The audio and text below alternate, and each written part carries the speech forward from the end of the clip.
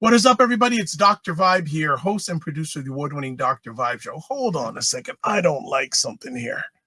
I'm going to do this. All right.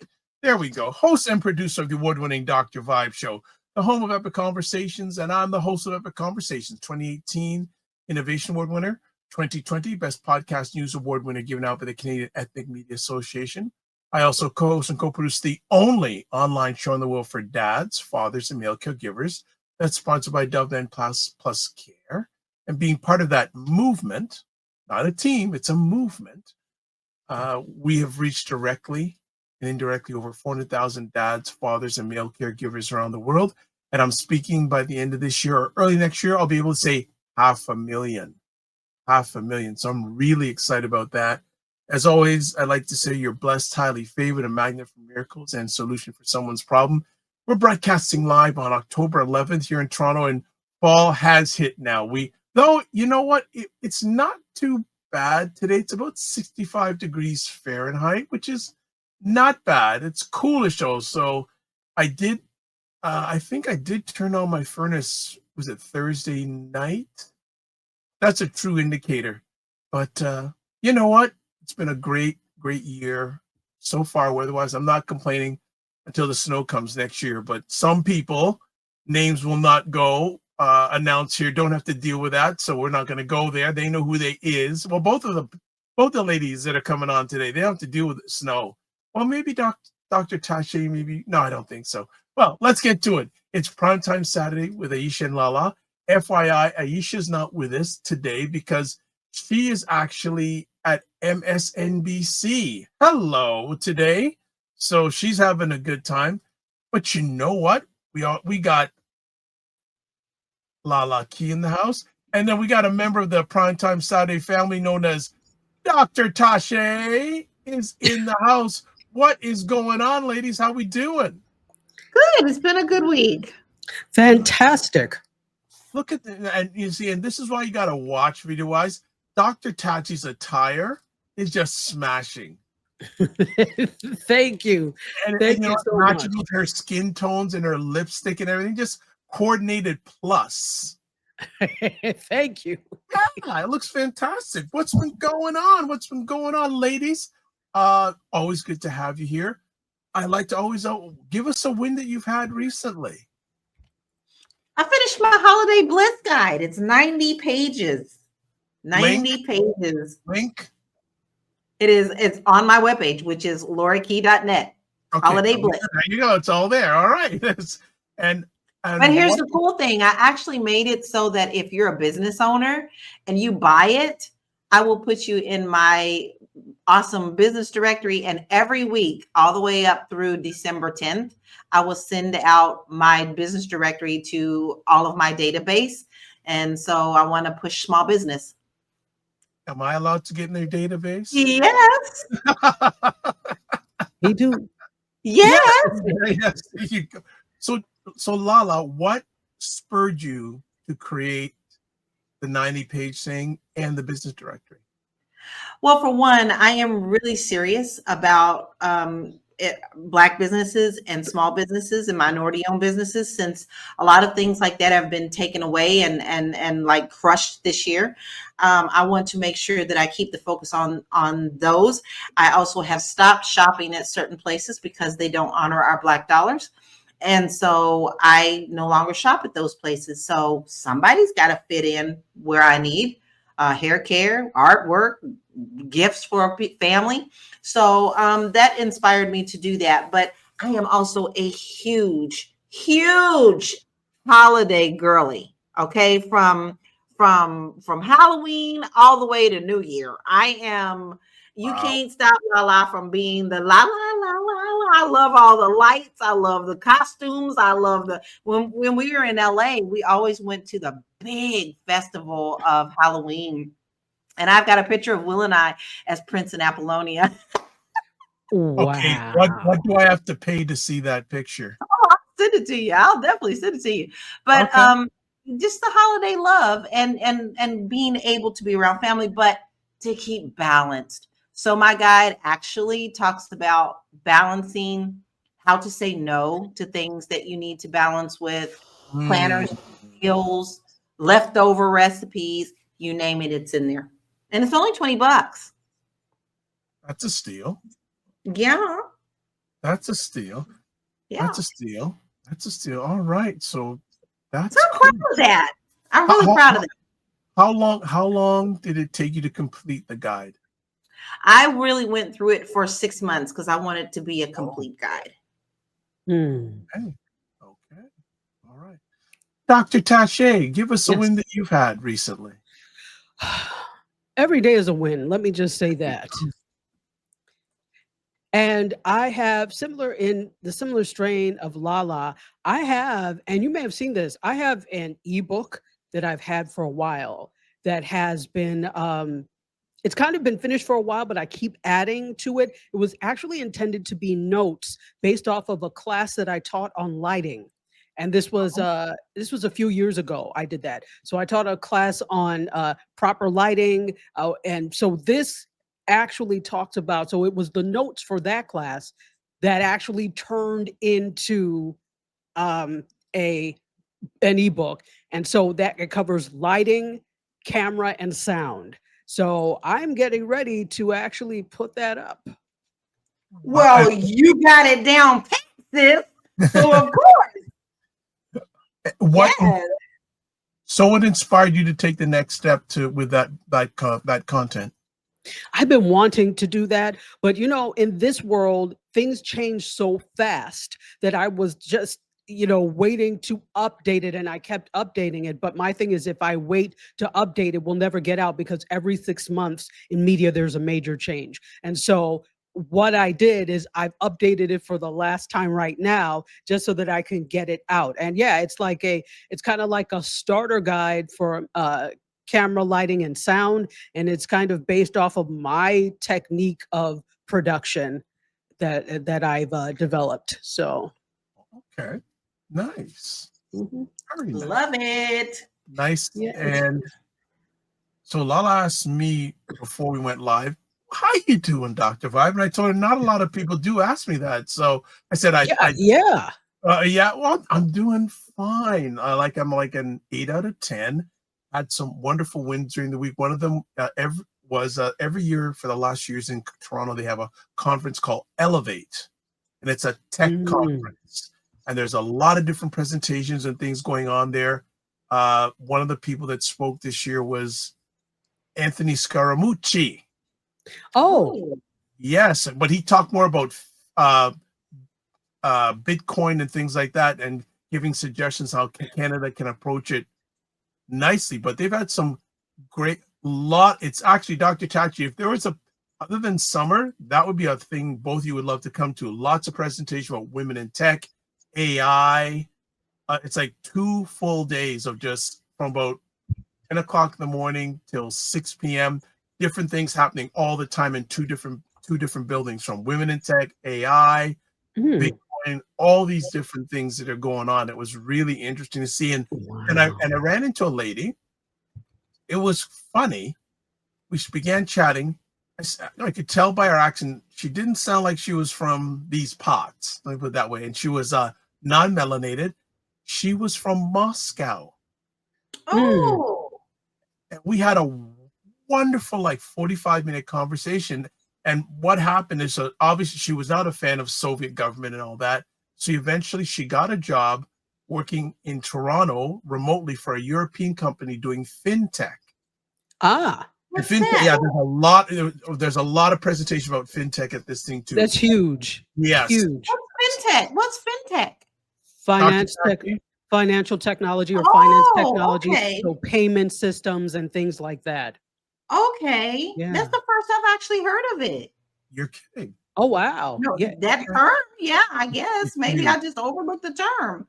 No, it's huge. It's huge. Yeah. Really, really big. But she was, so she was able to get, the company paid her way, got her immigration status and all that stuff. She's living in Toronto.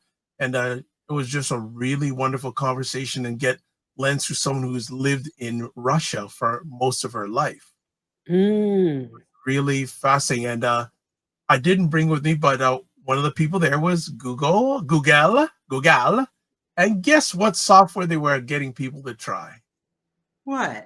Was it VO3? No. Nano banana? Yes. Nano Yes. banana. Okay. They, Wow. so they had people trying it. They only allowed you to do certain things. And I got a picture of me. Think about like me in like an 80s polyester tracksuit, gray and white. When they did it, it looked like I'm like a wrestler from the 80s walking on stage. It was, I forgot to bring it. I'll bring it next time. But it was Wow. so, but yeah, they were demoing it there, Nano Banana, and it was cool. It was a really good conference. Like there's so many things. If you're anywhere into technology, there's something for you there. Like last year they had Kara Switzer from the Pivot podcast and longtime journalist. Actually, Dr. Tachi, she's actually coming to town Oh, with Scott Galloway. interesting. Oh. The Pivot, the podcast they host, Yeah. they're taking it on tour. So they're bringing it Oh, to how about wonderful. 8 cities. Toronto's their first city, and Toronto was the first one to sell out. Wow. Yeah. So Wow. I'm very, and not a plug for the Pivot, though. I do listen to it, and I do like to enjoy what they have to say because they're very much involved in the tech and social political space. But yeah, so I'm looking forward to it. And also it was interesting this week. I'm rambling on here. I won't stop it. That the Native Red podcast has now added Bakari Sellers. Yes, I heard that. I heard that they did a Really? whole social media campaign Yes. with it and made people think that they were shutting it down. And people were Mhm. like, no, but it was just they were changing, but by adding Bakari Sellers. Yeah, they actually had a very interesting conversation on their 100th episode about our Black women and Black men at war. It was quite an interesting conversation. Mm. And it's something, it seems that some people in the comments are not fans of Bakari Sellers, but that's a whole other conversation. Clearly they don't care. So Yeah. And look, yeah, but that's else. But yeah, and very much enjoying Sora too. I've played Mm. around with it a little bit. I'm pretty excited about what I've been able to make. I think it's fun. But I do have a question. Like, do you have to be the upgraded user to get the Sora watermark off? Because I'm actually wondering, guys, because honestly, some of those are kind of frightening. Yeah, I've Some of seen those some are of the really stuff, like I've frightening. seen Martin Luther King stuff. I'm going, Yes. and And I'm like, wait a minute. well, but that's where the way OpenAI is. They just resell out there, and I think from what I've heard, they're beginning to crawl it back a little bit. But I think they're just we're just going to at least put it out there, no trademark stuff, and if they've got enough money to pay any lawsuits. Well, you know, I have to say, Bernice King came out and said, please stop sending me these. You don't understand that this is causing trauma to those families. Yeah. And you know, people think it's just fun and oh, we're just going to send them. You're making them go through the trauma of losing their loved ones. And I have to say that I understand that because someone this week has taken interest in my sister's case. And for me to sit down and have to write out the outline one more time, it really brings up all those emotions. It brings up all that trauma. And I think that people just have lost their concept of decency in a lot of things. Why do I feel that's going to come up in the conversation somewhere today again? Dr. Tachi, go ahead. yeah, really quickly, I think it remains a question whether or not we really truly had decency or there were things that were just holding us back from that. And I think, again, we live in a very individualistic society. Western societies, particularly the US, tends to be very individualistic. So as long as an individual is getting joy from it, they're able to get likes and follows and all of that thing from that content, they really don't give two damn who it hurts because they're very far removed from it. But in societies where the good of society is prized above the good of the individual, you don't have issues like this because you are we and we are you. In the US, nobody cares. Yeah. Yeah. Yeah. I don't right. see that so much when I'm overseas. It's really interesting.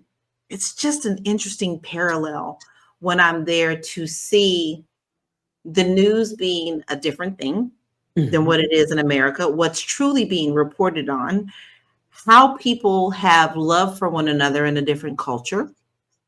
Portuguese people are very simple people. I absolutely compare it to me growing up in the country of Prospect, Kentucky. That's how I grew up, where we all cared for one another. And when I'm there, it's always a different sense of peace than what it is when I'm in America. It's really interesting to see that parallel. Got it. No, in regards to your removing the watermark from Sora 2, the only way I've been able to do it is I've used some free online sites, and it does an okay job. It doesn't do a great job. And now I've reached out to our dear friend Tanya Smith to see, hey, what do you use for your stuff? But right now I'm just using, and again, when you remove the watermark, you got to say, is this good? And like, am I even happy with the way it looks in regards to removing the watermark? So, but it's interesting because Sora moves it.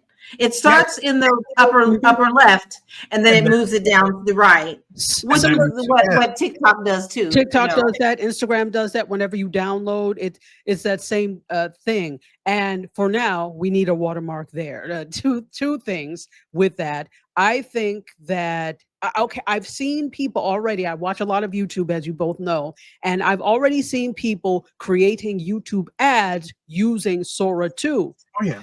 Can you please at least have a version of something that doesn't have a watermark?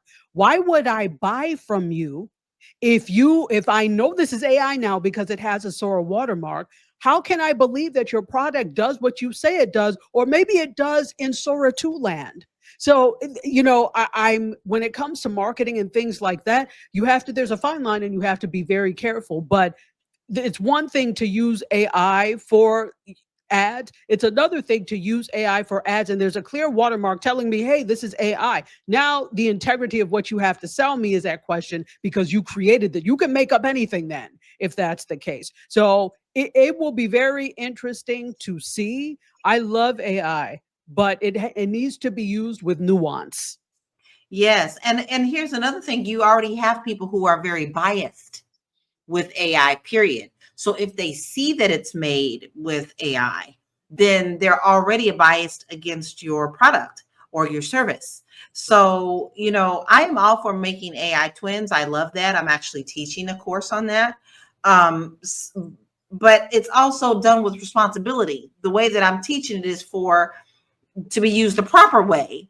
Not to try to fool people, but for me, I train a lot of realtors. So of course I want them walking through the house, those things like that. Well, that's something to me that's useful. That's not misguiding people. Well, you already know there's a whole bunch of Gargamels who will take that information and do something wrong with it, but you're not to be held responsible for that. So yeah. It's such an interesting topic. I mean, I know we've talked already about it, but it's just a very interesting topic because it evolves every single day. And then there's also a lot of controversy around it about what is being made with it. It's been very interesting to watch people and their dynamics toward AI.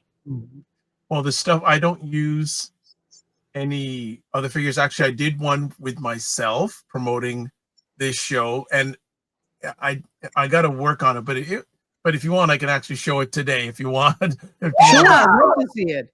Yes, I was going to say yes. We'll get to it. We'll get to it. I gotta see if I can. Actually, do I have it in the queue? I got to see if I can upload it, but I wasn't really happy with it. But yeah, well, it takes a couple of times. That's the thing that people don't understand. It's not instant. You have to learn to prompt. This is what I'm teaching people. The prompting is everything. I do have it, so we will show it today.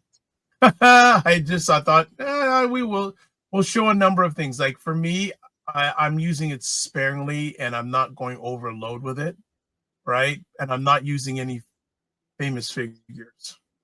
That's the only figure that I'll use, and I'm infamous. I'm not famous, so I'll leave it that way. I'll leave it that way. All right, let's go to break, and when we come back from break, we'll do some housekeeping, and we're gonna roll into the company. I was gonna say probably is a company. I was gonna say country, more like company called America these days, because certainly run like it's a company these days.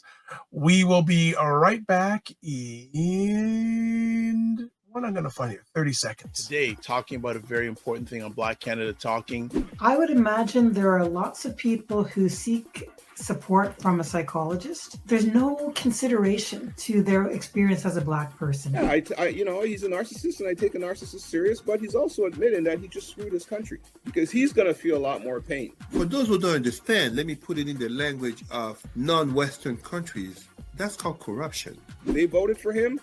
You got him, not us.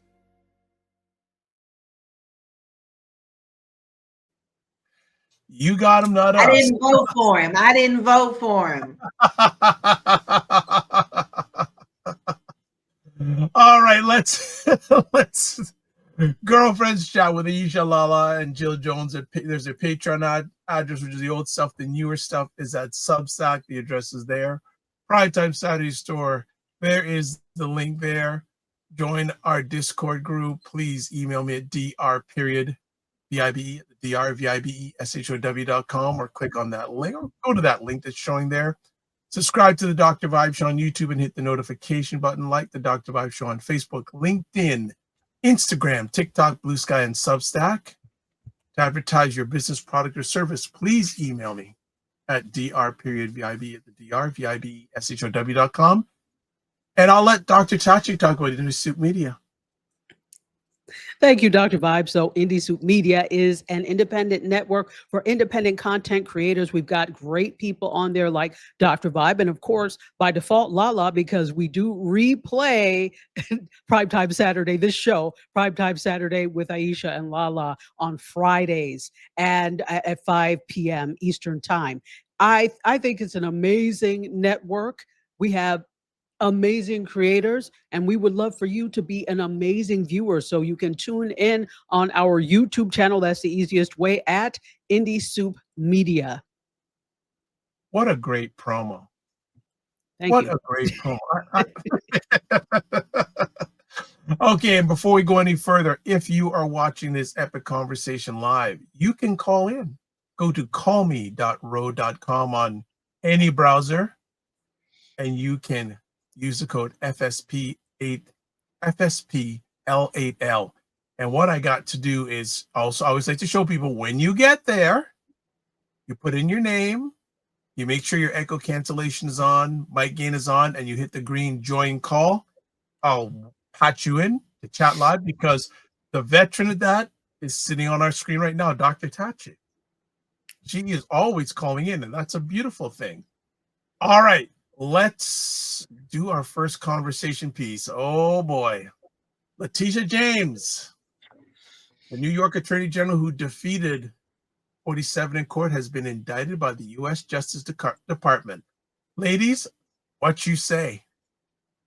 Well, I have a lot to say on this because it has to do with mortgage fraud. So, this week, the New York Attorney General went after Letitia James, the New York Attorney General. They're after her. So the woman who took down Donald Trump in court, hint, hint, was hit with a federal indictment. So 2 charges were actually put against her: bank fraud and making false statements.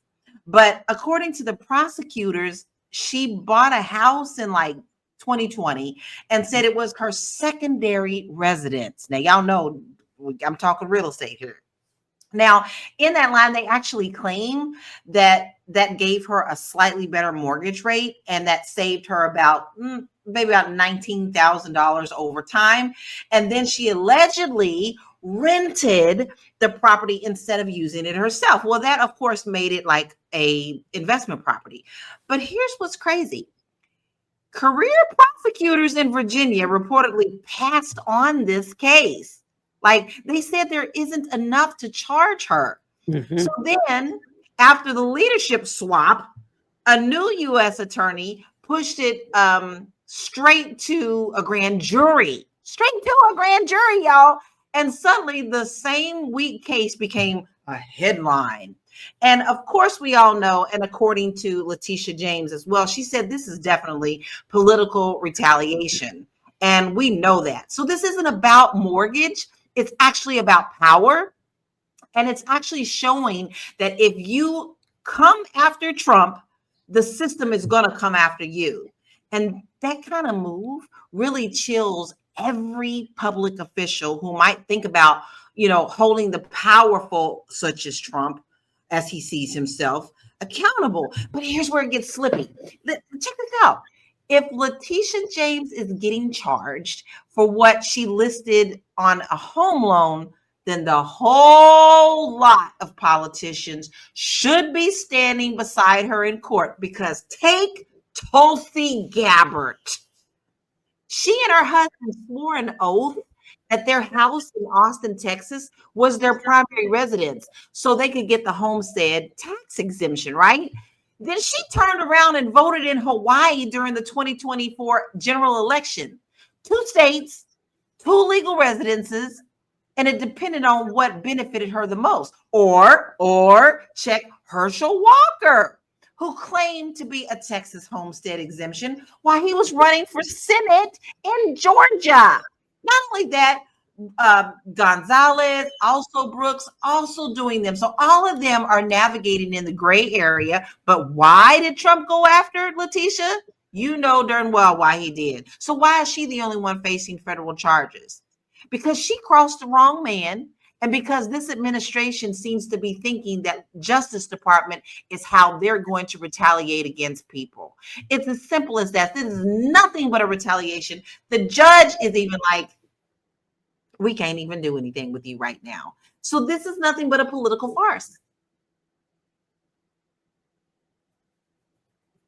Dr. Tachi? Yes. I don't know what else you want me to. Yes. This is heavily politically charged. And the person that you neglected to mention in this is himself. Exactly. Cheeto himself. I can't say this for sure, but I'm pretty sure he's getting homestead exemption for that Mesa-Lago that's down there, yes. That's down here, right? But you don't live there. And in fact, this was not even your primary residence before. New York was your primary residence, your place in New York. So why are you exempt from and this is what we're talking about, king-like behavior, or trying to behave like a monarch, where your actions are exempt from the letter of the law. This is what monarchs do. You're not exempt. This is you too. So if you're going to go, and the thing is, you're not even, first of all, they're not bright enough to cover their tracks. We saw with that flub up by what's his name on television the other day. They're not bright enough to cover their tracks. And so was that the Stephen Miller thing? Stephen Miller, yeah. Yeah, I saw that. Oh, crazy, wow. right? He was quiet because he knew he messed up. He messed up with this. I saw that. Like, he froze. Yeah, exactly. He's like, maybe is there my reception bad? So I watch again. No, he froze. That's what my daddy used to call deer in the headlights. Yes. So the thing was, it's like it was as if he said, maybe if I just say nothing, I'll disappear. That was what it was like. So again, this shows that they are not bright enough to cover their tracks and to keep up. Listen, it is so difficult to lie. To lie and mislead really takes so much energy. I know these people are tired at the end of the day, because the amount of misleading information they put out there, and then the subsequent lies that need to be told to cover up that misleading information, is a full-time job. It's 2 people's full-time job. So I know they are tired. The point being that because they're not bright enough to cover their tracks and to actually perpetrate fraud, quote, the right way, you end up with things like this. So apparently, from what I was looking at, the savings that Letitia James got on the mortgage because of what was put on there is $600. So you mean to tell me in this climate where she knows she's a target, she specifically for $600 a year, Right. 600. See, this is what people and lots of people are saying this. Come on now. It's not like it's thousands. This is the saving is $600 a year. Or is it a year or a month? I think a month. A month, right. So, Yeah. but even then, for somebody in her shoes, chump change. $600 a month is nothing, right?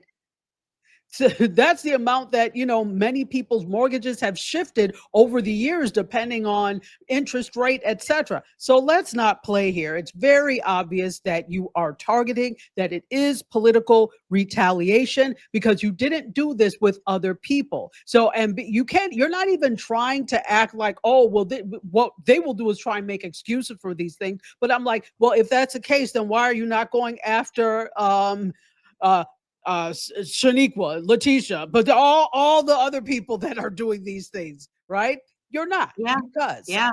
you're retaliating against an individual. And I have to say with this, the bravery of standing up to do what's right, because she knew that this man, this imbecilic lizard, is out to get people who are against him. She knows that.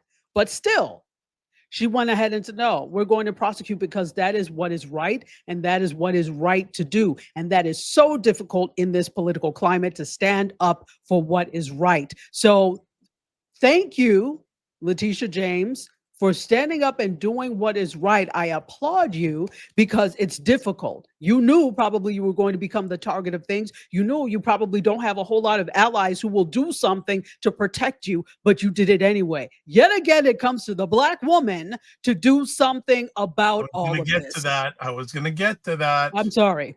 Okay. I know, but it's hard not to mix this all in because it's all a ball of confusion that's connected. It's really hard to keep anything separated because it's such a dodgeball of 1,000 balls being thrown at us at one time. Yeah. But what people don't do is follow up with all those balls that we didn't get to catch because a lot of those do fail. This one's going to fail. If I want your permission to interrupt, just catching up. Jen Meyer says, hello, everyone. Welcome, Jen Meyer. Hello. And Mike Jen. says, hello, family. And also says, this is intimidation dressed as justice. Mm-hmm. Let's talk about but now here's another thing I'd heard a little while back. One of 47's, is it Scott Bessent, one of his economic advisors, has been accused of the same thing a number of years ago. Yes.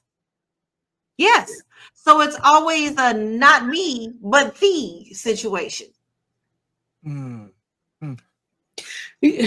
Go ahead, Dr. Tachi. I was going to interject, but go ahead. Yeah, go ahead. No, I'll say it afterwards. You brought in the Black woman perspective. Do you think that is part of the intimidation tactic? Oh, yes. Yes. If nothing, listen, even if nothing else, even if she had not indicted him, even if he always comes back, he soon forgets who his allies are. He still would have come back after her because she is a Black woman. Yes. Definitely. Main target. Black women are a main target for him. See, and you know what? It's not even just him. It's people who are considered mediocre. And remember, you were the ones that created this necessity of us being brilliant. Mm-hmm. We're brilliant, because of DNA, but we're also brilliant because we have to be brilliant. We don't have a choice. How many of us were told you have to work hard? And in fact, I come from a high context culture where they're not going to sit there and explain things to you. You watch and observe and learn. So the watching and observing is we don't have time for you to be a failure or less than. You will be 17 more times more excellent than your classmates. That was just the message that was ingrained without saying that. Other people verbally got the look here. You need to be 17 times more. So whatever the case is, you've created this situation where now we have to be excellent and brilliant and super excellent, right? We've got to be more than excellent. So what happens when you continue to be mediocre, yet you've created a situation where other people are excellent? Now they're way above you in terms of skill and other things, and you're still mediocre. The only way you can have what you say you deserve is by squashing other people down, stepping on their heads on your way up. Again, you are pushing them down to their knees so you can stand tall. That's the only way they can do it. I want to go a little bit deeper in regard to this in a broader sense, especially in American culture these days. How does race shape public narratives and media framing? Oh, Say it's all that again. I'm sorry. Go ahead. Go ahead.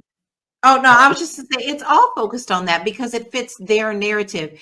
Anyone that does not fit what they look like or feel like is superior in the way that they move, they act, they react with other people is a target. So the main people they're going to focus on, for one, is our community, the Black community, because we are young, gifted, and Black.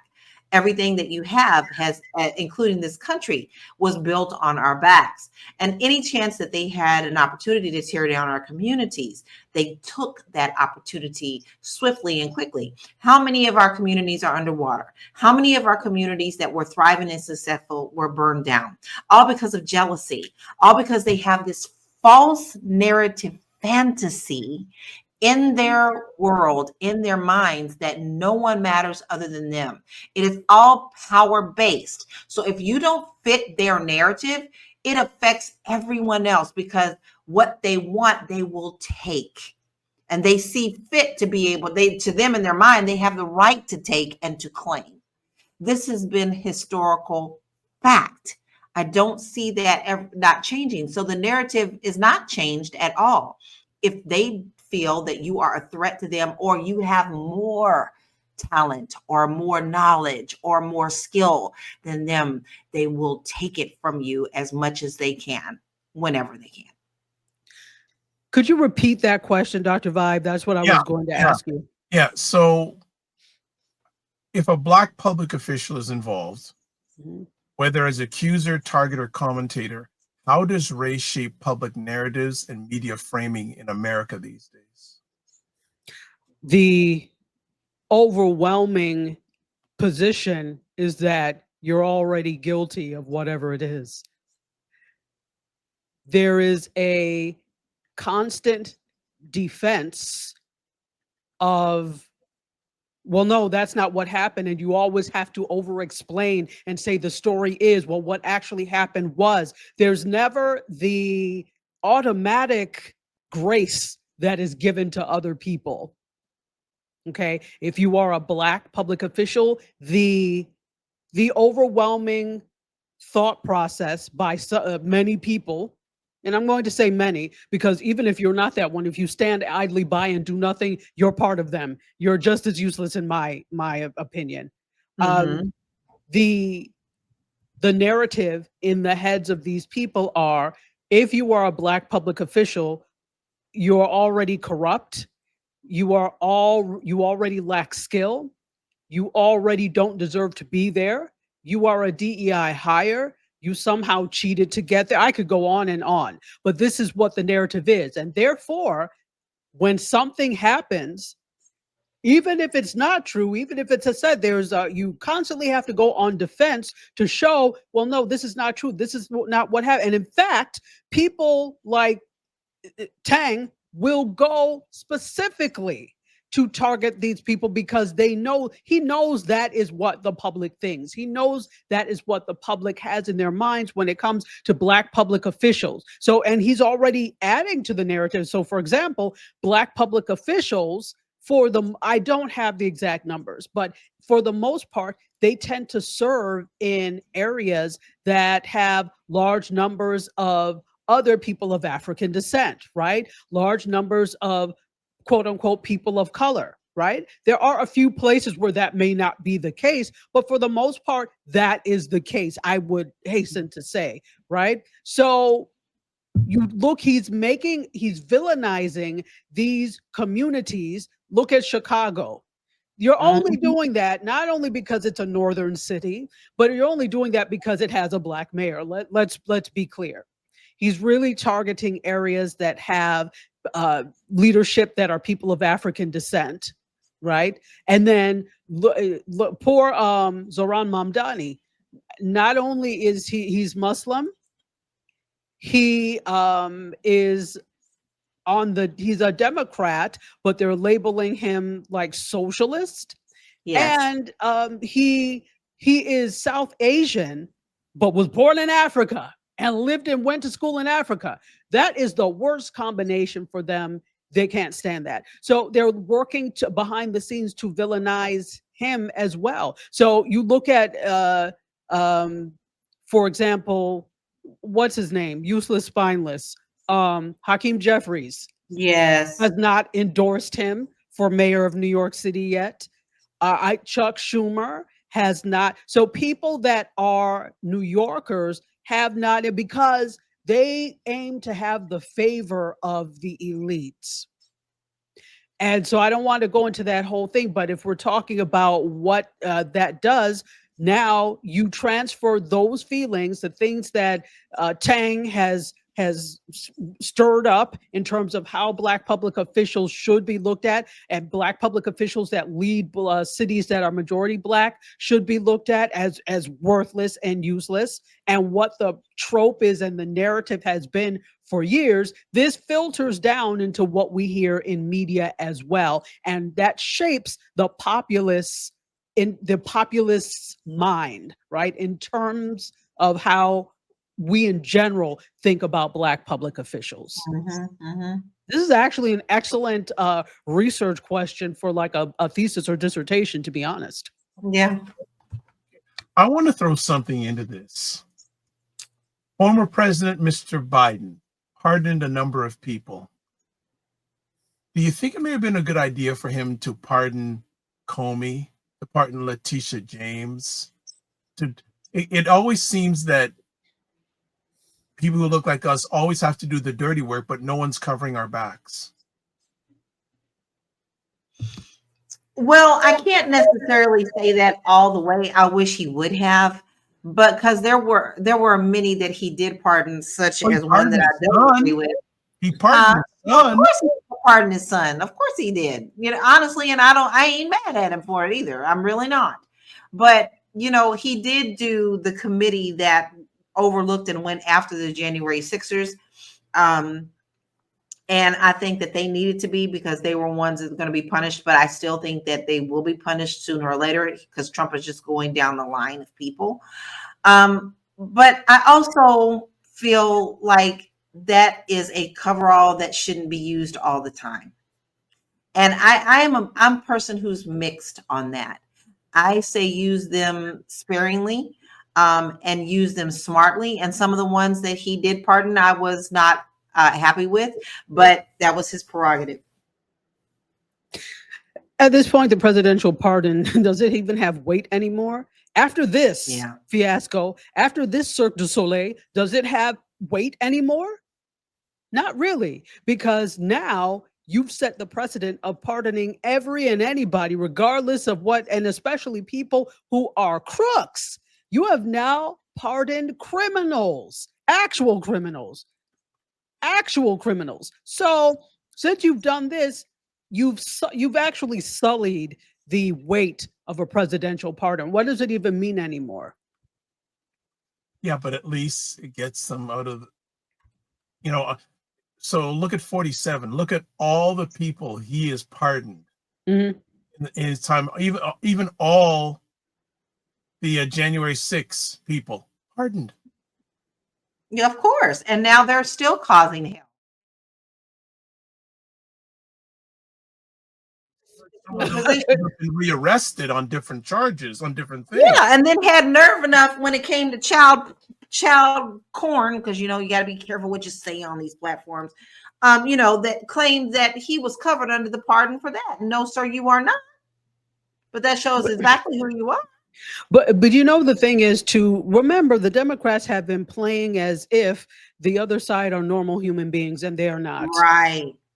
And so normal That's what I was human getting at. beings, you see what I'm saying? Normal human beings are like, okay, I am going to use these presidential pardons very sparingly. Nobody had, well, no, we did have a clue, but I think they were not operating under the assumption that these people were going to behave like complete lizards and orangutans. They did not think all of this was going to happen. So that was not the thought in their mind.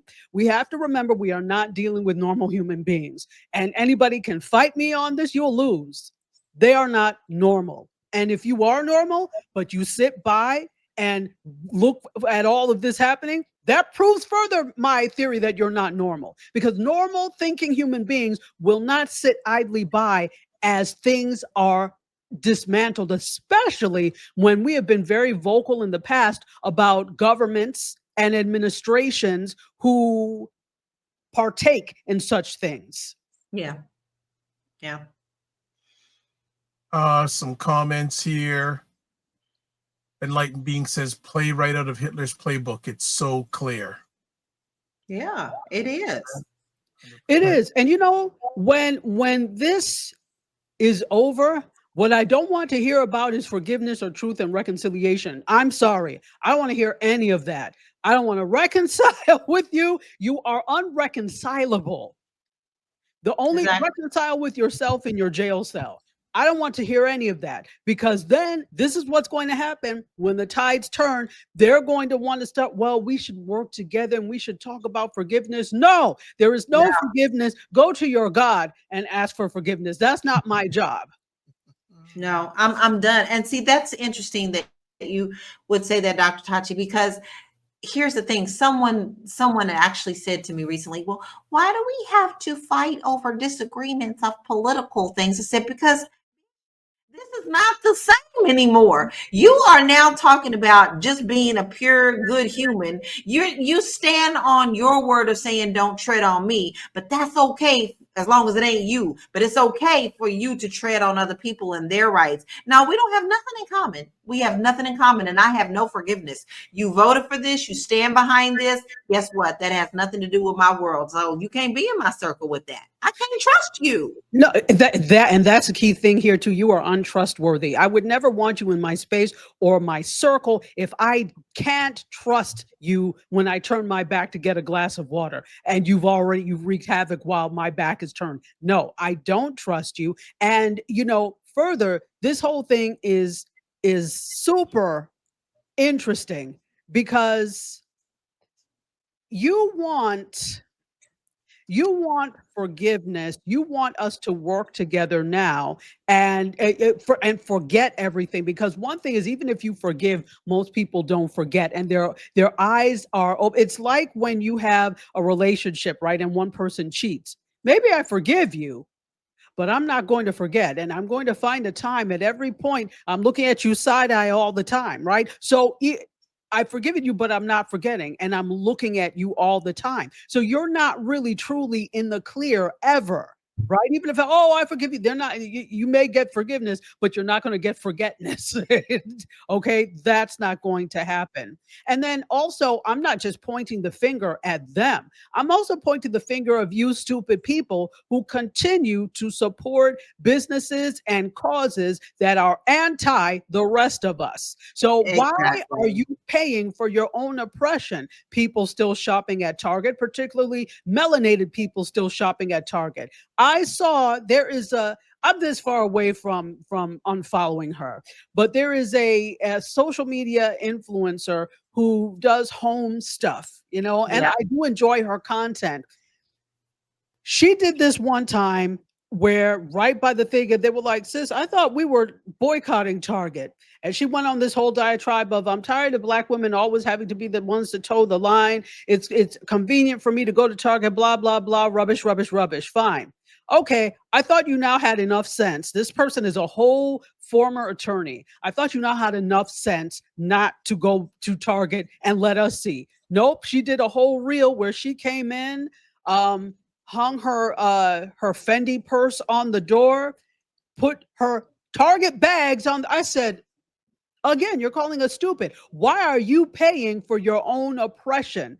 They could care less, and they said that. But you continue to buy and support the cause. What people don't realize is this is what I was going to say, Dr. Vibe. I know this is a diatribe, but this is what I was going to say before, that this is also, I feel a little bit of a way, because I understand that through the political system and being civically active is a way to show our interest in wanting things to be better. However, interest and reality often do not collide or coincide. The way for us to actually do things, I don't think, is political. It's one way, but that's not the major way. It's just a figurehead. It really, in the grand scheme of things, makes very little difference, as we see. And I'm not saying don't vote, and that's not what I'm saying. The power is economic. Right. The power is economic. I don't care how many offices you run for. I don't care how many offices you have. We had a Black president. And so politically is not the way to change things. It's going to be economic. So when we talk about this whole thing with Black public figures and whatever, yeah, I understand representation is needed there, but that's not how change is going to be made, in my opinion. Dr. Tachi, wonderful stuff as usual. LaLa, anything you wanted to add? Nope, that was perfect. Then one last thing, because I know both of you are online and on social media a lot. What are Black content creators or Black platforms saying, if anything, about Letitia James and her being indicted? You know, I have to be very honest. I haven't had very many people that I follow speak about it. There are very few, but most of the ones that I do follow that are Black women in their own atmosphere, they do speak about it. They come out with all the facts, but I haven't heard much on the front. And it's really interesting because it's almost like, okay, we've got 4 stories. Which one are we going to focus on? And in my social media world, I really haven't had much reported on for that. The most that I've gotten actually is from Aaron Parents, who reports a lot, and he's a young white reporter attorney. But you know, he's always breaking news. But I've only had maybe one Black female come and talk about it and the history of his hatred toward Letitia James. Dr. Tachi, anything that you've seen crawling the pages and alleys of social media from Black content creators or Black platforms, Black-owned platforms? Yeah, well, so most of the people that I see that are talking about these things are journalists that I follow, obviously Joy Reid, Don Lemon. So these are people that are, their job is news. So they're talking about these things. But from the average, and I think I need to give a little more grace. I don't want to, but I need to give a little more grace to some content creators. This is not their alley. Like the way we're talking here, the average content creator that is making entertainment content, they don't have the skill to talk about this. And I'm not expecting them to, because this is not their forte. So for people that I follow, that, for example, I follow a lot of fashion creators. I follow a lot of travel and lifestyle creators. I follow some people that do health. And then, of course, I follow journalists. I'm hearing the journalists talk about those that are that talk about politics, history, and that are journalists. I'm hearing from them, but everybody else, not really. And I understand why. And I'm glad they're not, because I understand you have a big platform and people expect you to, oh, well, you have a big platform. Why don't you discuss this? Because they don't know. What I don't want to hear is from someone with a big platform who doesn't have the sense that two smash flies have. I don't want to hear that. So that's my answer to that. That I'm hearing it from certain factions, but they're already tied into this through government, through maybe a little bit of politics, through journalism, definitely. All right. Well, I think that this will be, I keep on bringing up this title of the song more and more now, A Never Ending Story. It'll be very interesting to see, because I've even seen some articles saying this may even not make it to court. I don't think so. I don't think so. It's pure rubbish. It's headline gabbing, and to divert from one story. Exactly. We all know what story that We all is. know that is. Exactly. Yeah, and the diversion is heavy. All right, so folks, we're going to take a quick 10-second break. You are watching Primetime Saturday with Aisha and LaLa, where Aisha K. Staggers and LaLa Key try to make sense of the nonsense in American news and politics. And you are watching that. There we go. All right. Well, let's Look move at them handsome and pretty people. Very much so. melanated people, right? There we Yeah, go. beautiful. All right, let's move to our next conversation piece. Truly, madly, deeply. 47's desire for Nobel Peace Prize is driving diplomacy. And I have to say, when I got up yesterday morning, I'm going, is he actually going to win that thing? And I didn't think so from the very beginning. No. yeah, but let's let you both talk about it, because there was drive about it, and it was very interesting, the statement from the head of the Nobel Peace Prize. I read about it, and his statement was very interesting. They focus on two things where 47, I would say, is not really good at, but that's a whole other conversation. But the whole Nobel Peace Prize. But what's funny too, the lady that won it complimented him.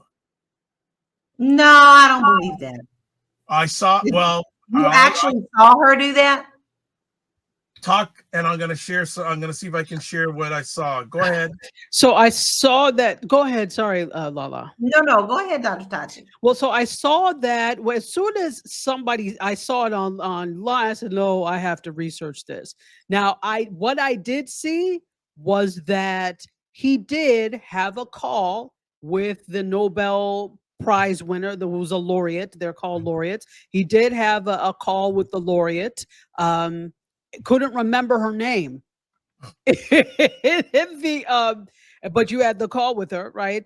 And she said she was accepting this for him, like on his behalf.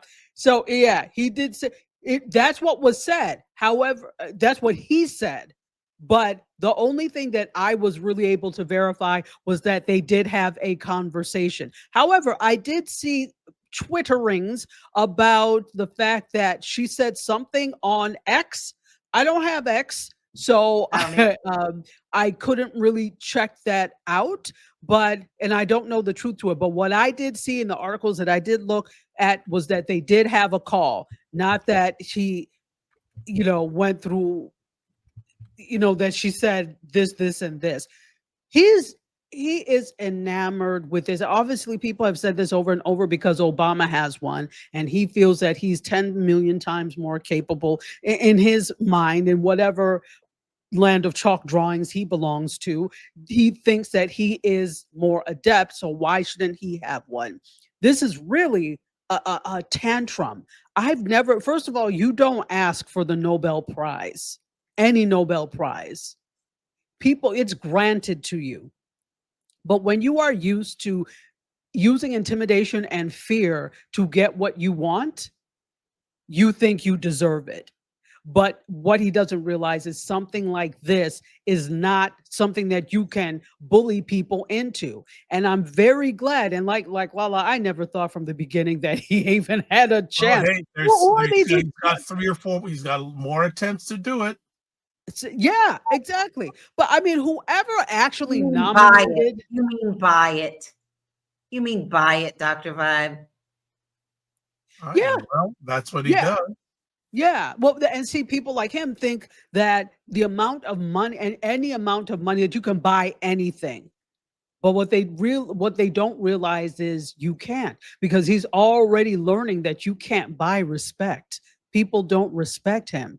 They may be fearful of what he's able to. You may push back on that because a lot of people would say in his cabinet that they bow to him, and he's No, like, no, they fear him. That's different. Yes. there, okay, Yeah, I'm glad there's you a brought that difference. out. There's a difference. There's a difference right there. You fear someone, that's not respect. You just want to have a job tomorrow. It doesn't mean that you deeply respect this individual.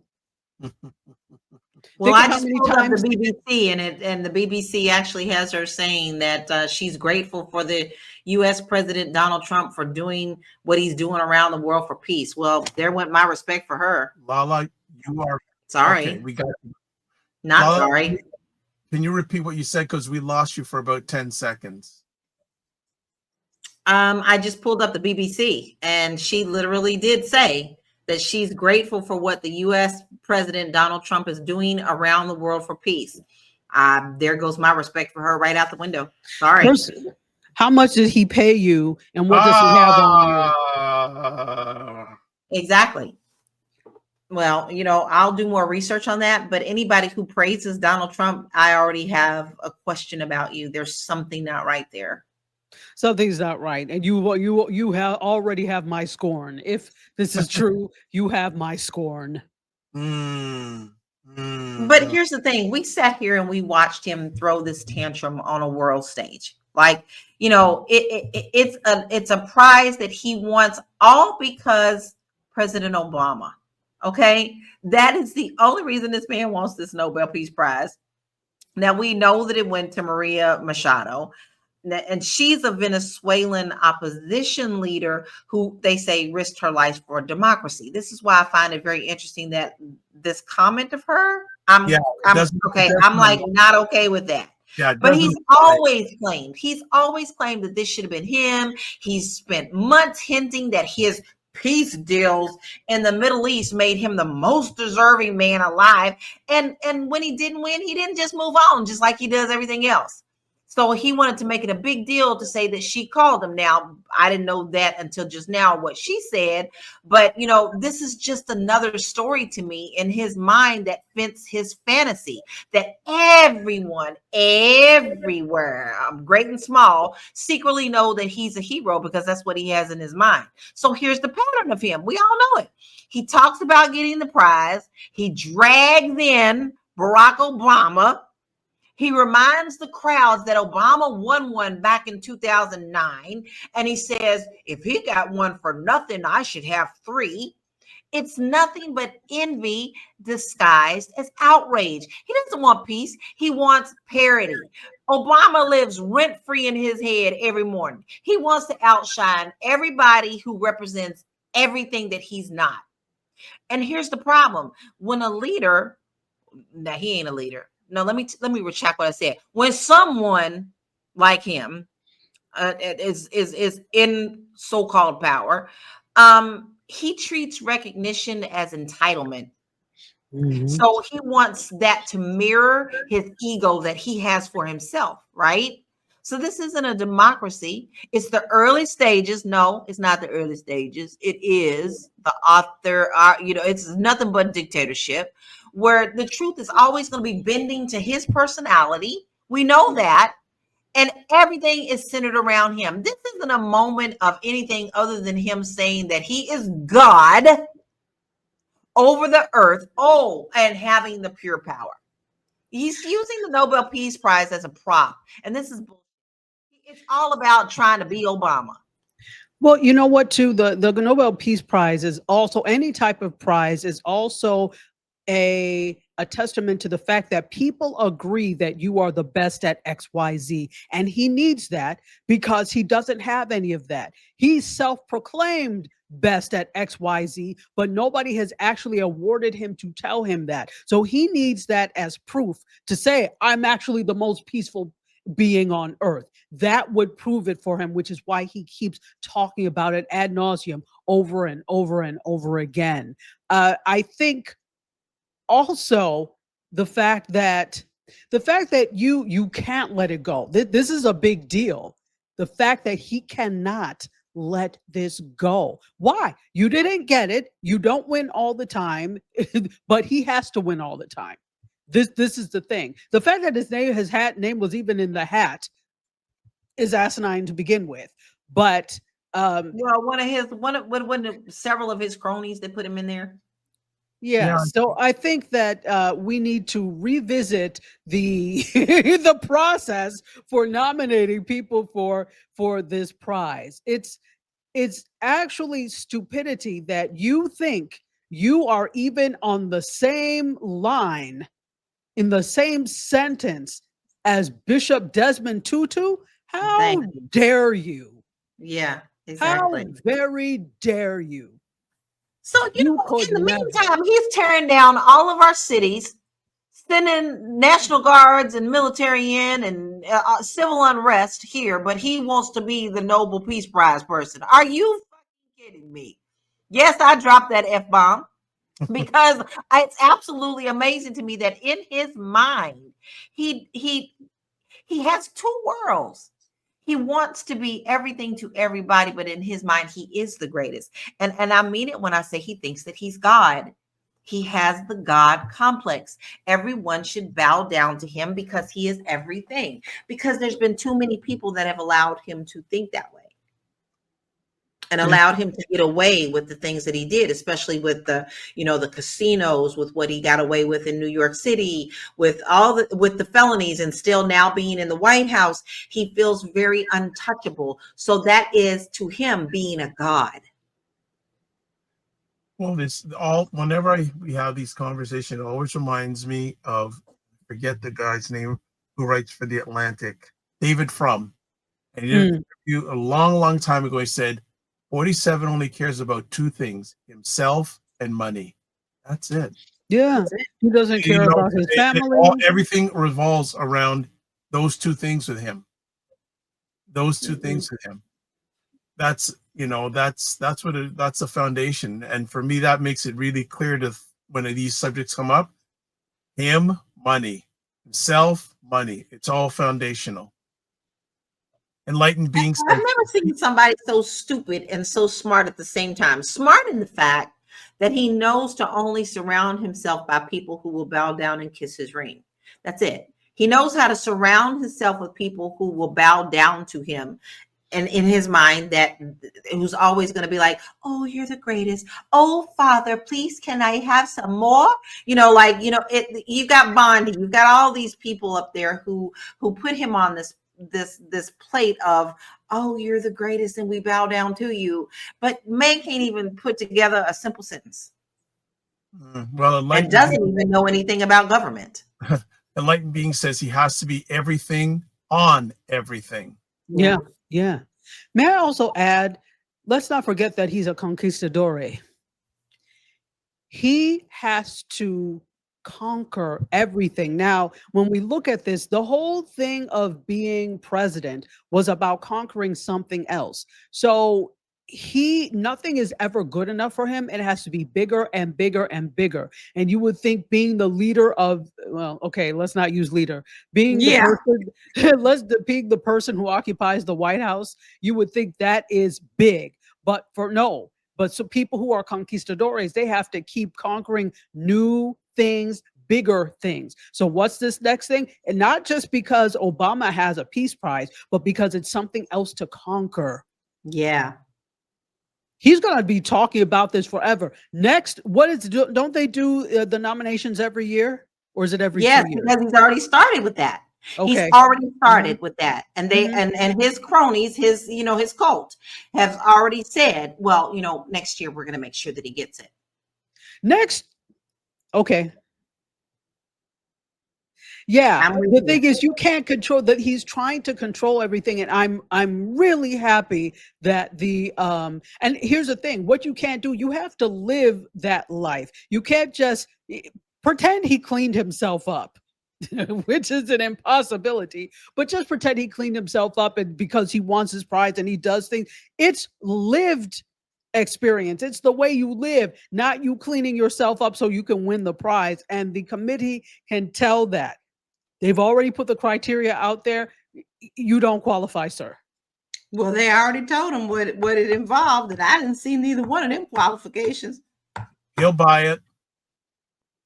He'll pay. But here's the thing. Here's the thing, though, because this is what gives me a little glimmer of sparkle. You know how glitter gets all on stuff, and you find it 5 years later, even though you kind of like you cleaned it up. This is that little bit of glitter that sticks around.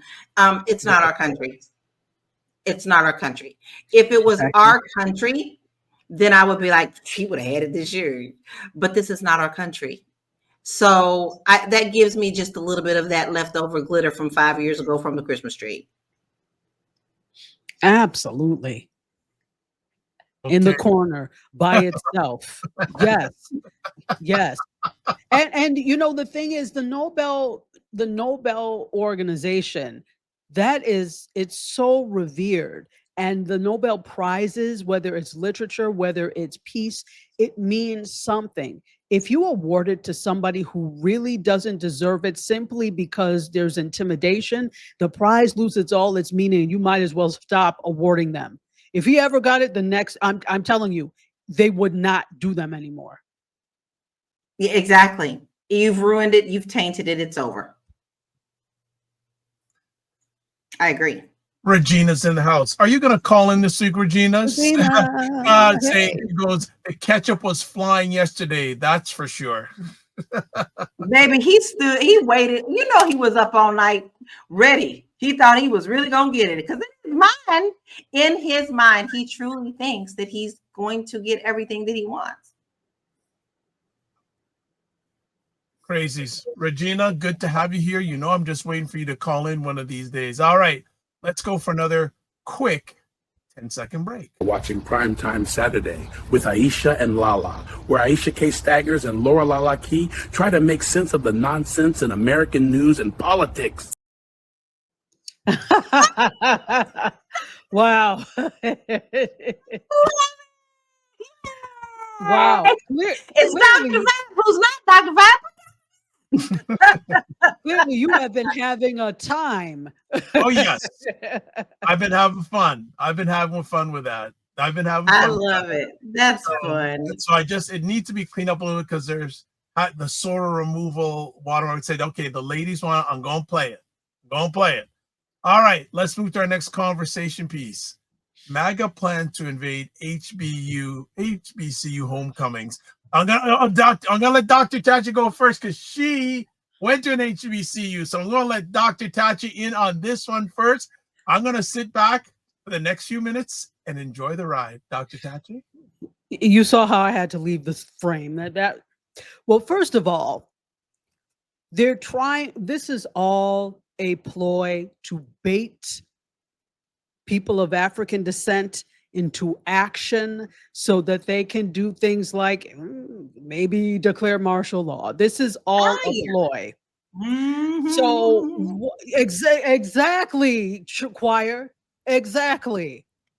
So I am a proud double graduate of Howard University, master's and PhD. You know. So my husband went too much fun, LaLa. Control yourself. Oh well, so we all have the HU connection because Dr. Vibe's father went to Howard. So I'm a proud graduate of Howard University, and one thing that they really instilled in us was a sense of self. This does not mean you don't get a sense of self if you go to a PWI, which is called a predominantly white institution. But there's something different with HBCUs. And I'm saying this as somebody who went to the University of Buffalo undergrad. I see the differences. There is a sense of self that is instilled in us. And as such, we're going to use that sense of self when it comes to these, what are they calling themselves? Blexit? Yeah, Blexit. Blexit. In terms of using propaganda to bait us into conversations. Now, they tried it with the red hat people, young, non-melanated red hat people they went to Tennessee State. They went to but Tennessee State and their band proudly blew them off campus. No, you won't. You're not invited here. So the difference here is that these Blexit maggots are now trying to do these things, but during homecoming, when most campuses are really kind of open and there's not as much, well, you're not invited, right? So they're trying to reorganize and do that. What I'm hearing people, a lot of people are saying, be vigilant, don't engage with them, don't fall for their trap. But we're too smart to fall for their traps anyway. They don't know, and this is the thing. They don't know the power of HBCUs and the power of students who go and have gone to HBCUs. I'm hearing that alumni are in full force. I'm like, no, you won't, right? So they're telling young ones really not to engage with them. Just go on about your business. And then alumni are really stepping up to do this. And then, the colleges themselves, they see this and they are being vigilant. Homecoming is supposed to be a time for celebration, to come back home and celebrate, by the way, what we were not supposed to have. HBCUs are a reminder that we can have these things, right? And so you think we're going to let a few broken ink spots mess with that? We're not. We're not at all. So you're coming during homecoming. We don't care about you. We're not coming to have discourse. We're coming to tailgate. We're coming to see the band. We see the first half of the game and then see the band, because we leave after halftime because we don't care about the game. We care about the band. So we're coming to do that. People also, we're coming for camaraderie. We're coming for example, I'm a Delta. Every chapter of all of these organizations they're all going to have things that are going on. Do you think anybody really has time to sit and debate and argue with you? You give yourself way too much importance, and you are a non-factor. All of you are non-factors. We also realize that by you working here, you're not to be trusted. By you working with them, there's also a level of self-hatred, and you're going to stand out like a sore thumb. There is self-hatred that we don't have. Now, this is not to say there are no Black Republicans that have come out of HBCUs, that there are no Black Republicans, that there are no Black maggots. Nobody is saying that, right? However, the overwhelming majority of us understand what was done, who we are, what we stand for, and our institutions instill that in us. They are in for a surprise. You thought you got blown off of Tennessee State's campus? It's worse when it's one of our own that we see as trying to sell us out. Just wait. That's all I have to say. Just wait. LaLa?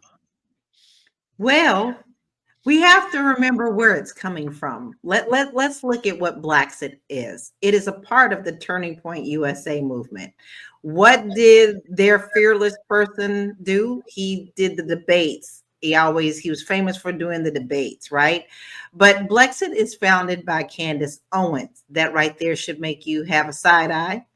And now it's actually kind of run by Turning Point USA, who has the deep pockets, who has the campus access to many of them, and actually the donor network. They have a lot of money. If you don't believe me, they've decided that they're actually going to have their own halftime show because they don't want Bad Bunny to have one, right? So all they've done is picked up the banner of what they feel was taken from them and now moved it onto our campus. What I really feel is they're going to have a slap of reality hit them, because HBCUs are a different beast, baby. Okay, different beast. And the thing is, y'all think that we're uncivilized. What you're going to find is going to be civilized in a different way that you're not used to.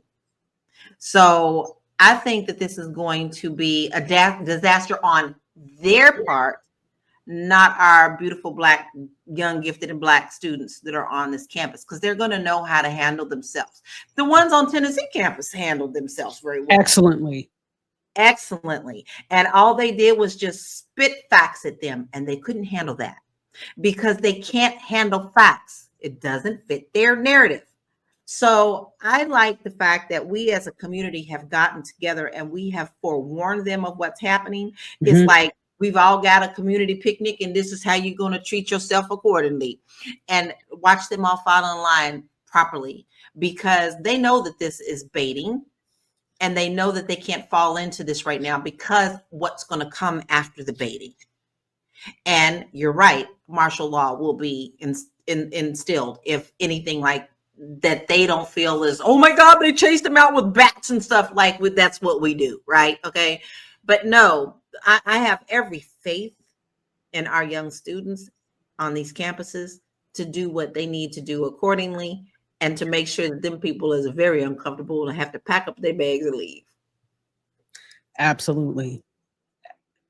Absolutely. Regina's in the house saying the MAGAs are going to fail miserably.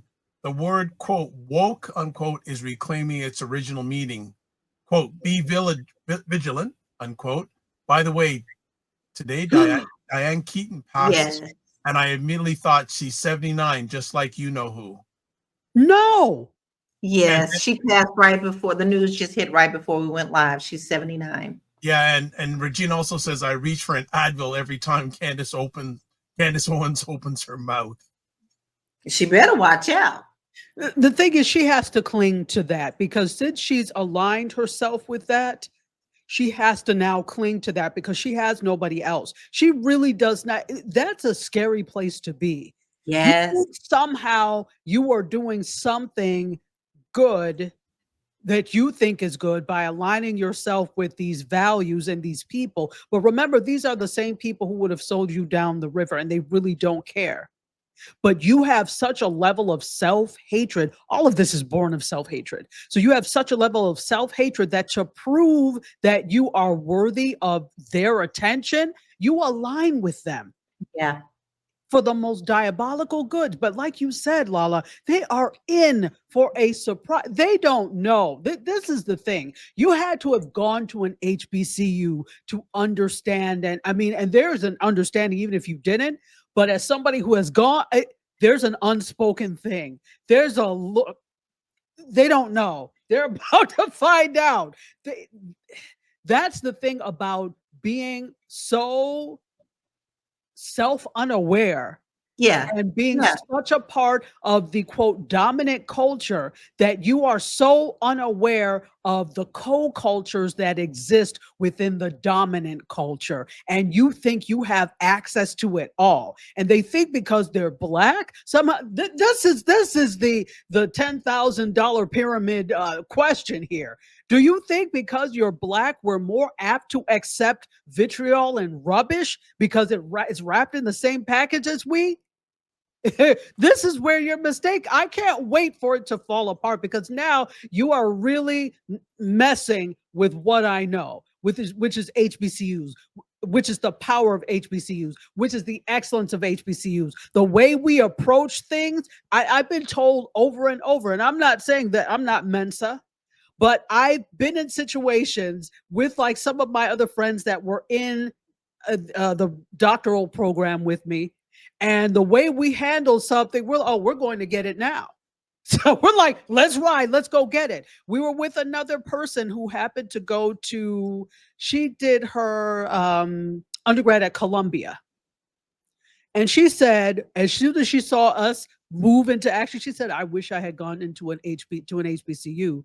I think I would have had so much more courage in these types of things. But that's what we do. That's what we do at HBCUs. And it's a family thing. You rally around together. It is a big family thing. It don't even matter if you beefing with somebody. When the call gets called, everything gets put behind you and you stand together. Do you feel with an action like this that MAGA is looking for a civil war? Of course. Absolutely. And guess what? I give the South permission to secede right now. Leave, please. You all have been nothing but a drag on the northern states. We continuously pay for your existence. And I say we, even though I live in Florida, I'm a New Yorker. We continuously pay for your existence. We get little in return back. And what you do is you continue to behave like lizards. So go, please, be your own country. We don't need you here. Dr. Tachi, then, so you are saying HBCU's responses, the students will be what to this invasion? So do you mean from the HBCU administration, or we're just talking about in general? Invasion of the campus. What do you, from your knowledge and your heart of being an alumni, how do you expect the response to be from the students to this so-called invasion? Okay, so well, the response of the students, I thought you were saying, how is the administration asking them to respond? So maybe let's look at the administration. Let's go to the administration first. So I can't really, here's the thing, I can't really speak for administrations of different HBCUs because I haven't seen their statements yet in terms of this, because again, this is just now, it's not even in theory, they're trying to actualize it, but we've just seen this on social media and we've just seen all these things. So we don't have statements from these universities, but if I could make a guess, I would guess that they would respond in the same way Tennessee State did when unwelcome guests came on campus. I'm hoping to hear some statements. Again, it's a little iffy. It's a different situation because this is during homecoming time and campuses are more open during homecoming. For example, if there's a yard fest, they could buy tickets to go to the game, etc. So what I'm saying is, like, if you haven't gotten your tickets to go to the game or whatever, please buy them up so these people cannot. Okay. Yep. Do that. I don't doubt that they've already put that into place. Yeah. Yeah.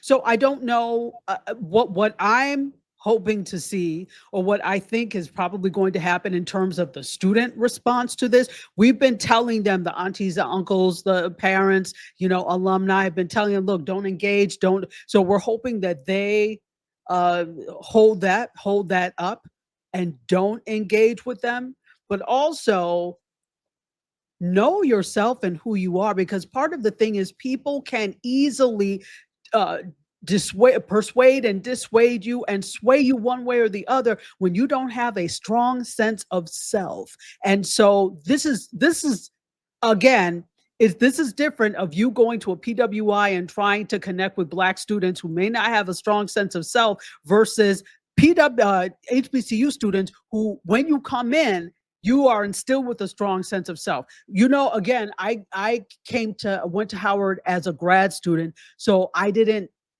have to do some of the things they did. But when you come in as an undergrad, you know what you have to learn? The school song. What you also have to learn? The Black National Anthem. Yes, you Everybody knows it. So this is what I'm saying. There's a level of indoctrinating in a good way you with your history, with your self-worth. When you go into classes, some of the conversations we would have in classes, just amazing. So they're prepared. I think they're going to be just fine. Okay. Marcus American says it's funny that people who have never seen real war call for civil war. Hello. All right. And Regina says admin should have major security cameras everywhere and let the maggots know that they're under surveillance. Yes.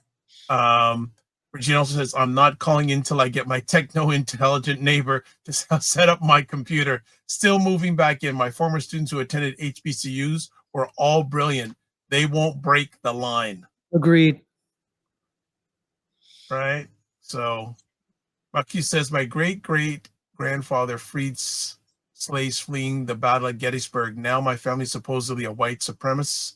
What a joke. Oh, all right. We've got one more conversation piece before we leave today. So yes, we do. Let's do this. You are watching Primetime Saturday with Aisha and LaLa, where Aisha K. Staggers and LaLa Key try to make sense of the nonsense in American news and politics. There we go. I like. What's her name? I don't know. I was like, I just got her out there. I don't know her name. I just no. So last conversation piece. Yeah. Hakeem Jeffries, you mentioned about him earlier, publicly pops off at a GOP Rep, and good Lord, it's messy. So what are our thoughts on Mr. Jeffries these days? That's my same ones. My same ones. I am not a fan of Hakeem. Listen, the halls of Congress is really more like a reality show now. It's not what our government should be. And this heated exchange between Hakeem and the Republican Congressman Mike Lawler, he's of New York. It happened right in the middle of this government shutdown that we have, right? So Lawler came back to him and he was like, he was trying to push Jeffries to back a short-term extension for health care, right? Under the Affordable Health Care Act. But Jeffrey wasn't having it this time. Now, sometimes I like to see him get a little fiery, but sometimes I wonder, okay, is that just for the cameras? What he actually fired back about and actually gave a nice little shot there at the end is that he accused the Republicans of playing political games. Of course, we all know. And he actually said that they actually went radio silent. And then he threw in this jab by saying, did Trump give you permission to speak? That's what I was like, whoa, what is the pop for that one? Right? Because honestly, that's when the gloves came off. So then it just became an actual shouting match. You know, the cameras were rolling, but nothing is getting solved. We have military people serving our country right now who are standing in food bank lines because they are not getting paid. So even inside the GOP right now, outside of what's happening with Hakeem, they are actually fighting and pushing back against their own party. So, you know, we like that three toes lady, MTG, right? She actually broke ranks with people again. Sometimes I do not like to agree with that woman, but like we said, even twice a day, the clock is right, right? She says she's actually had enough. And she actually said it's the fault of, you know, Mike Johnson and that Congress needs to get government going back in. All this is just a political show. I don't believe that this showed that Hakeem has any power whatsoever or is still a good leader for us. I really don't. They need to be doing way more than what they're doing. For someone who actually said, we don't have the power, you don't get the position. Then you get the power. If you feel like we're already defeated and you're not fighting for us, there's a problem. So once again, this was a political show at the expense of Americans. And although I like to see people get feisty and push back, I much rather would have seen Jasmine do it. Any thoughts on Mr. Jeffries from you, Dr. Tachi? Meh.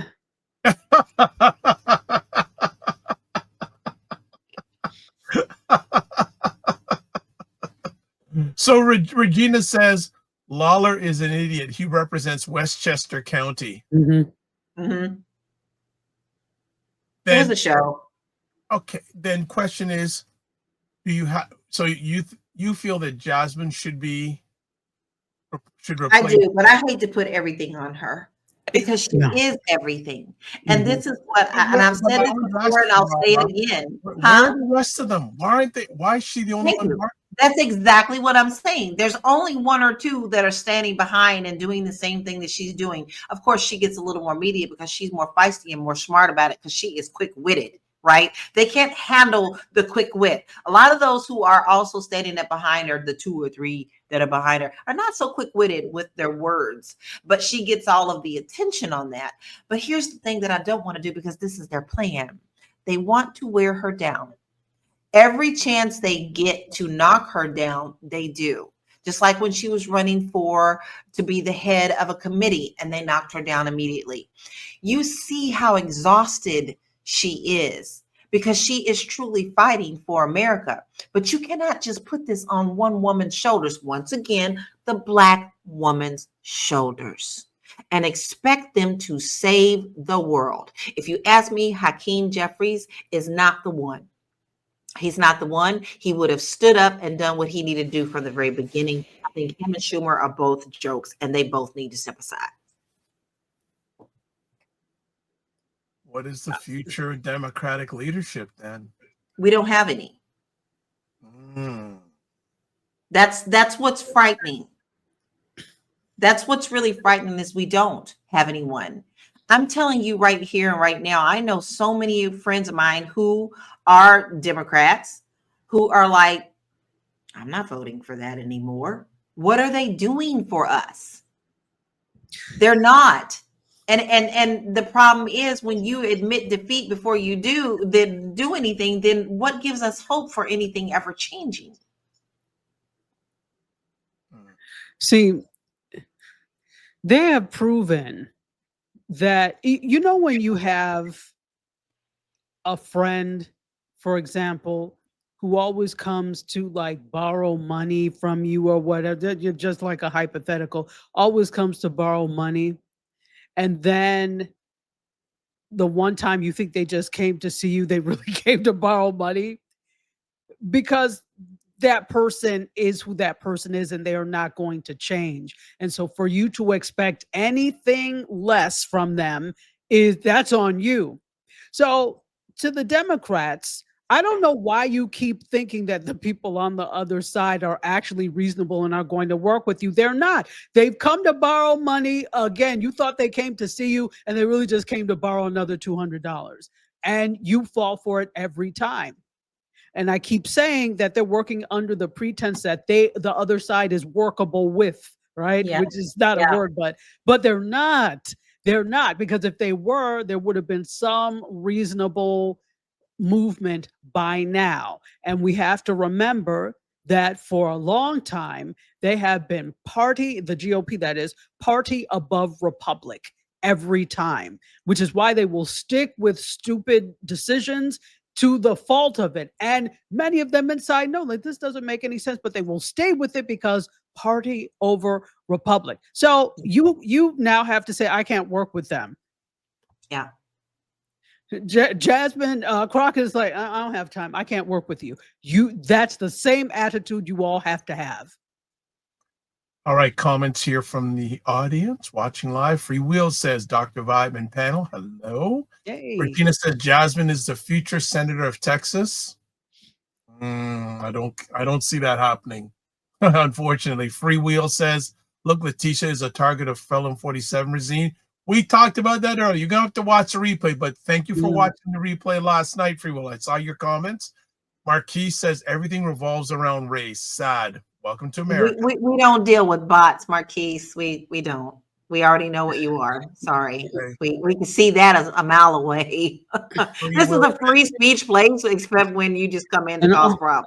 And also, we don't make it revolve around race. That's other people. Thank you. We don't care. That's a fact. Free Will says, hi, Dr. Tachi. I haven't seen you in a while. Yes. He also says, Felon 47 is barking up the wrong tree. Enlightened Being says the Democrats have lost their base. And Regina says, Pete Buttigieg got it right. Things are going to get worse before they're going to get better, and we can't even go back to business as usual. We have to admit what needs to get fixed and do it. That's going to be a lot of hard work. You know, tearing down of a country and rebuilding it's not an overnight thing. No. What he and this administration has done has torn down things so fast that are going to take us many generations to fix or build back up. But like I've always said, and I will always say, America was never founded on solid foundation. It was always built on sinking sand. And the result that we are seeing, things that are happening now, the result of that has to be completely burned down. It must rise from the ashes. I don't think that we're going to see that in our lifetime. I don't.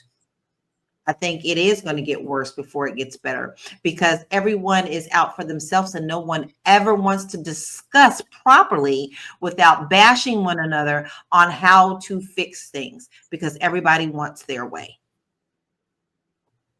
Anything to add to that, Dr. Tachi? No, I agree.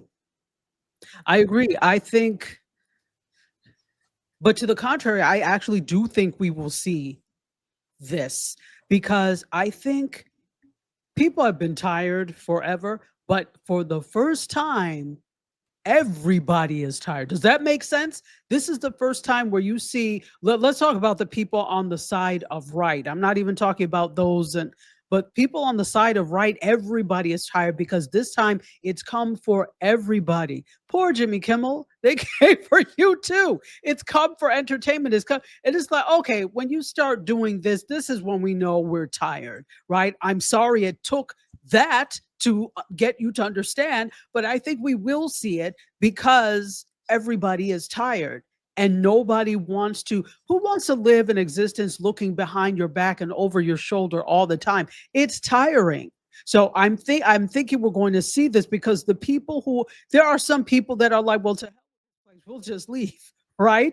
And rightfully so, because they've done nothing to keep people who talent here.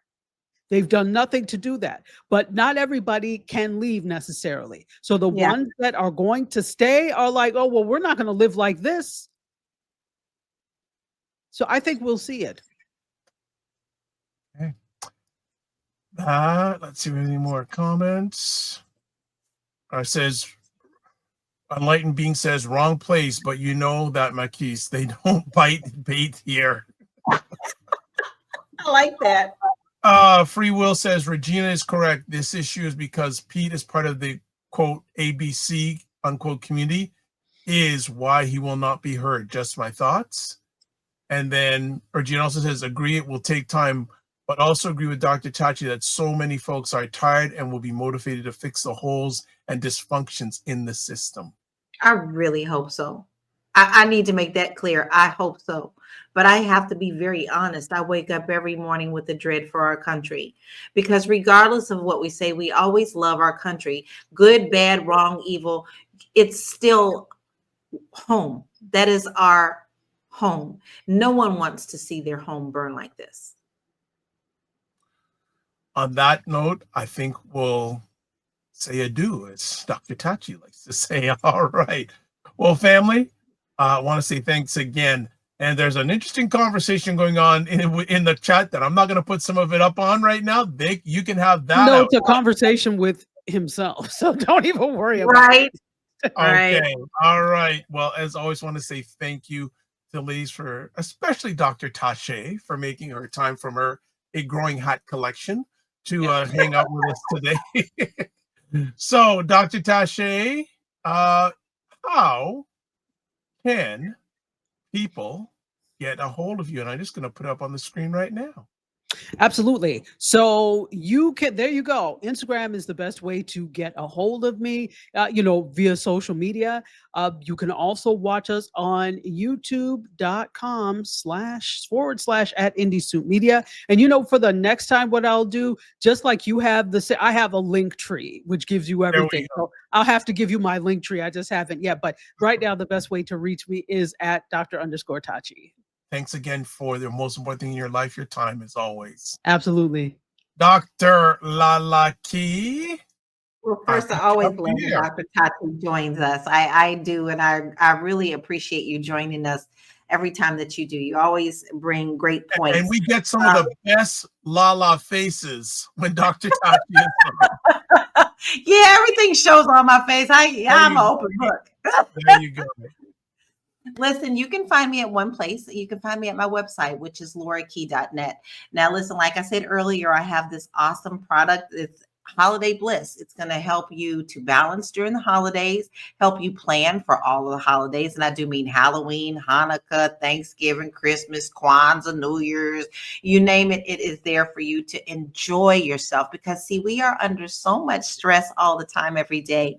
You need to make sure that you express and have joy every single day, even if it's just eating a piece of toast in the morning with your favorite spread.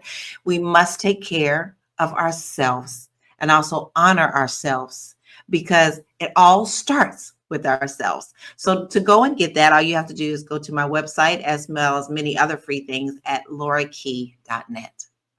Wonderful, wonderful, wonderful. Love it, love it, love it. All right. And before, let's put it this, I'm going to put, there's still comments. So I'm just going to, these last comments that are on here. There's a lot of interesting things going on in the comments. I'm going to put some of these up. Enlightened Being says, great show, family. You always bring it. Free Will says, good to see y'all. I have much respect for your platform, Dr. Vibe. Well, respect all of us. It's not me, it's all. Thank you very much. Regina says, thank you, Queens and Dr. Vibe. Oh, well, LaLa's called Queens on another platform. I guess there's 2 platforms now that she's called Queens. Dr. Tachi says, thanks, y'all. Dr. Tachi says, coming into the comments respectful. Dr. Tachi coming in the comments respectfully. Well, Dr. Tachi always does things respectfully. Her parents would have it no other way. Her Nigerian parents would have it no other way. That's what I would know. So for me, one simple link, taplink.cc/the Dr. Vibe Show. Want to say thank you to everyone who watched it live or on the replay. And you can watch replays of this epic conversation called Primetime Saturday with Aisha and LaLa, and sometimes Dr. Tachi also at the Dr. Vibe Show on YouTube, Facebook, and LinkedIn, and the Dr. Vibe Show website, which is www.thedrshow.com. I'm going to leave a comment. Oh, and you know what? Even LaLa, thank you for joining, everyone. We appreciate you so much. So even LaLa saying the big thank you. All right. As always, how do we close it out? Live your life as a dream. If you can dream it, you can make it. Sometimes you have to get small to get stronger. Block assumptions. Aim bigger, aim better, aim higher, aim wider. Love, faith, and respect. Don't just manage your time, manage your energy. Remember to give yourself grace. And if you're not making money, make history. Try to do both and make it better. God bless. Peace well. Keep the faith while good. And Aisha, I hope you and NBC, we want to see your contract with NBC next time we see you. Take care.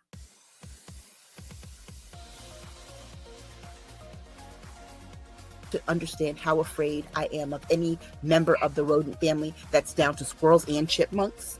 Okay? I cannot stand all members of the rodent family. Rabbits, bunnies, no. What else is going on that day? I mean, is there something we're supposed to be doing? Why are you going there? Why are you going there? You know I'm going to ask you. It falls the same day as the inauguration of the new president. The what? Excuse me? I'm sorry? You mean so in other words, Monday. So onesies.